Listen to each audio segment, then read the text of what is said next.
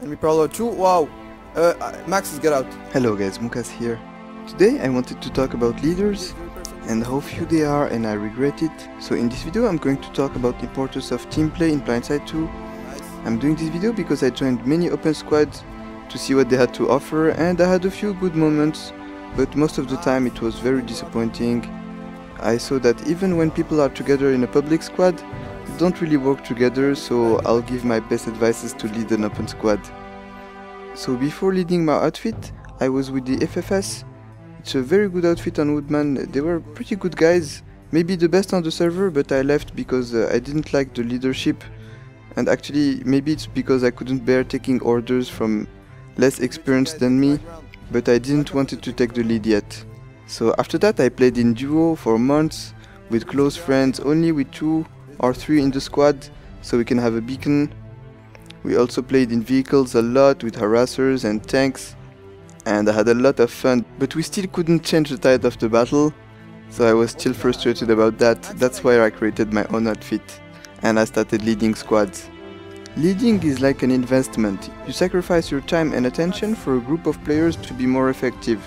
And at the beginning it was pretty hard for me because my English is not very good, especially in the heat of action when I start talking in all my language get mixed up.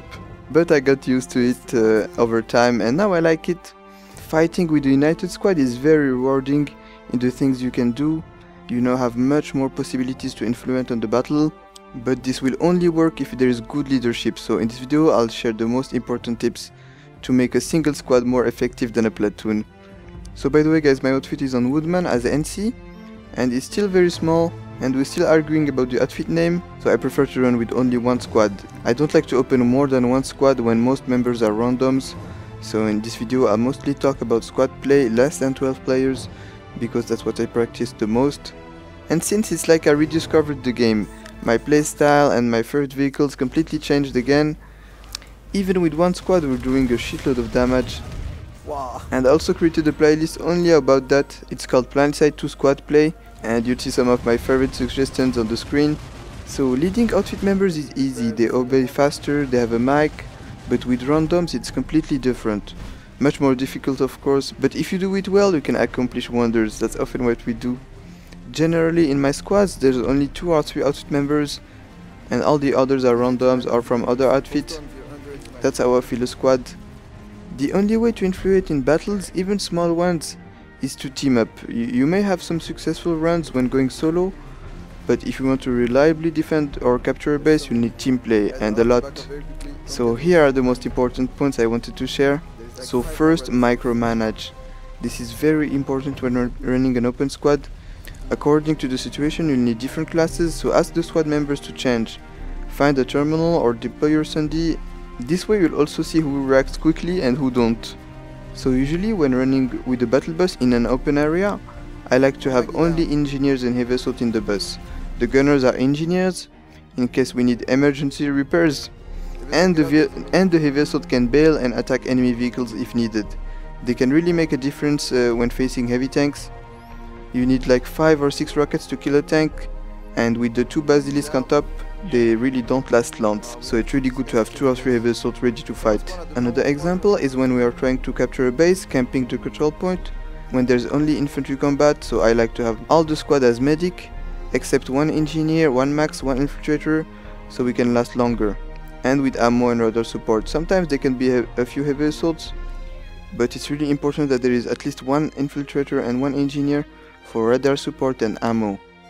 So this is really important that your squad members change classes according to the situation.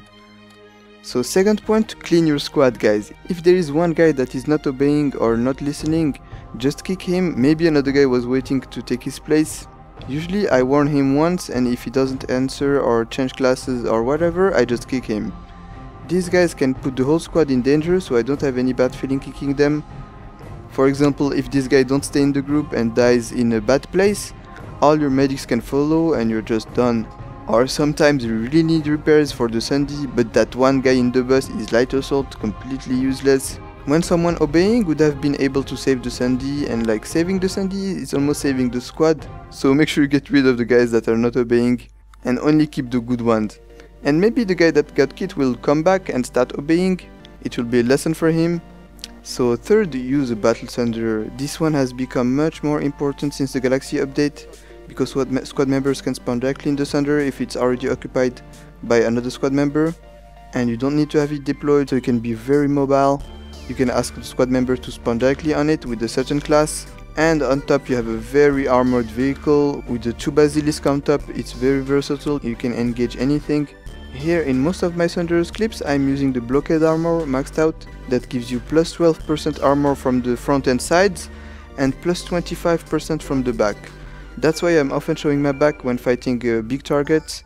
It makes a huge difference in survivability, and even more with the pocket NG repairing. This vehicle helps a lot to keep the squad united, so use it guys, it's one of the most important tips. So number 4, always think about the spawn options. How can your squad join you? So always try to have a beacon planted, a thunder if possible, and after that protect it guys, protect your spawn by any way. If the sand is deployed, you should place 80 mines around, so he doesn't get flanked by tanks. AP mine if possible, because one blockade armor Sandy deployed can be destroyed by one engineer with 280 mines, so you make sure no one approaches it. Your beacon must be hard to reach on a tree or on an antenna. That's often why I start as light assault when attacking a base. So number 5, communicate guys, just simple words.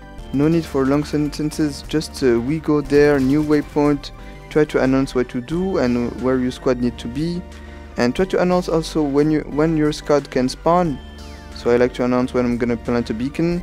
I just say like new beacon in 30 seconds and the squad gets ready to spawn. And you can also add the spawn as a medic, spawn as one infiltrator. Ask them their classes before you plant a beacon, so they spawn with the right class because they cannot change after that. So number 6, use waypoints guys. One waypoint that is updated is enough. Like I hate to see like 4 useless waypoints in big platoons. They're all over the place, you can't see anything through them and they're just randomly placed. So very important guys, one waypoint that is updated frequently is more than enough. Also you can place it directly on the minimap by unlocking the mouse with the Alt key and then right clicking on the minimap. So number 7, pull maxes guys. Even one max with proper support will wreck stuff and will give you a huge advantage. So make sure you have a good squad composition. You always need one engineer with the max, one infiltrator for their support and you'll be good. And finally guys, stick together. If you spread around and the guy dies in a bad place, all the others can follow, so be very careful, especially when you don't have a spawn. If you have a beacon planted and thunder and everything, you can go kamikaze, but if you don't have any of that, you should play very cautiously.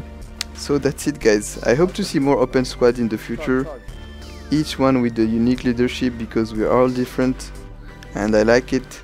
And in the description you'll find the link to one of my favorite Planetside 2 video. It's about a squad leader that mimics Descartes Kane's voice. You know, the old dude from the Diablo game? He's just leading his squad with this voice and it's hilarious. So it creates a link between the players and it really creates some hilarious moments. And if it's that funny to watch, it must be crazy to experience. So check this video to see what I mean guys.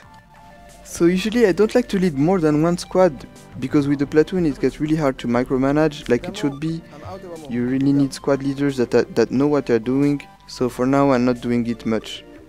So don't bother about opening a platoon when you can't even lead a squad. Like countless times I saw like huge platoons with 3 squads but no leadership, no orders, just depressing. Anyway, I also think that's when the magic moments happen. Epic kill streaks or funny moments when people are actually interacting. And now that I did it a lot, I can say that it's not that complicated to lead a squad and have some successful moments together. So take the lead guys. No need to zerg, like a united squad of 5 can already do a lot of damage. Just try and you'll be surprised of what you can do. And that's it guys, I would love to hear what you think about this and if I motivated you to take the lead. Because I'm working on this video since a very long time and I changed the script twice now. So I hope you'll enjoy guys. If you do, please feel free to like the video and comment and subscribe guys. You can subscribe for free. Have a good day and I'll see you in the next video.